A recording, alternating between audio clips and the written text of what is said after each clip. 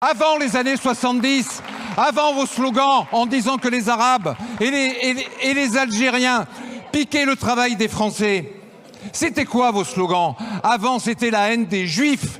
Hier, les Juifs. Aujourd'hui, les Arabes.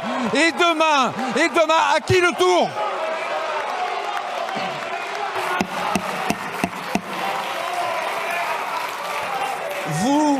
Vous ne changez. Collègue.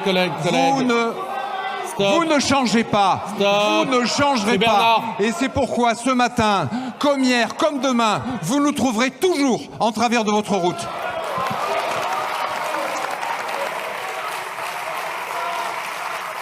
Et croyez-moi, il n'y a pas qu'à l'Assemblée que vous trouverez toujours du monde sur votre route, parce que nous, sur les réseaux, on continuera de bien faire passer le message, et croyez-moi, on ne s'arrêtera pas. Le Rassemblement national est fondé sur le nazisme. Ils ont décidé de laisser le côté antisémite de côté parce qu'il faut aller récupérer l'électorat juif pour essayer d'aller récupérer les quelques électeurs qui leur manquent pour passer le cap de la présidentielle de 2027. Donc ils sont pas cons, ils se sont mis les juifs dans la poche alors que c'est un parti qui a participé à ce qui s'est passé pendant la Deuxième Guerre mondiale. Oui, arrêtons les mensonges psychologiques s'il vous plaît. Aujourd'hui, leur cible, ce sont les Arabes, plus particulièrement les Algériens. Et les prochains, ce seront les Marocains, les Tunisiens, toute l'Afrique entière, et bien sûr, la couleur de peau qui va avec.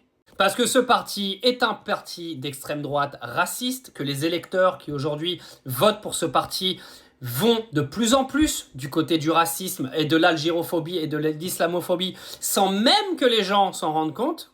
Parce qu'ils se font laver le cerveau par tous les médias qui ont été rachetés par l'extrême droite quasiment partout à la télévision et partout dans la presse écrite, même sur les réseaux, des médias comme Cerfia ont été rachetés par des milliardaires d'extrême droite, et les gens se font laver le cerveau tous les jours, sans même qu'ils arrivent à réaliser ce qu'ils sont en train d'écouter.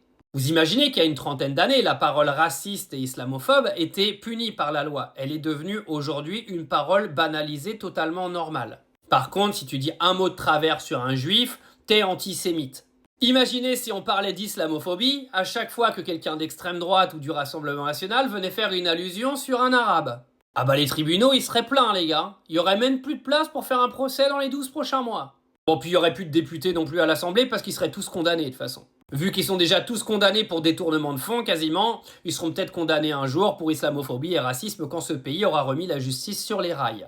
Donc un grand bravo à ce député pour cette intervention qui était honnêtement très franche et très réelle.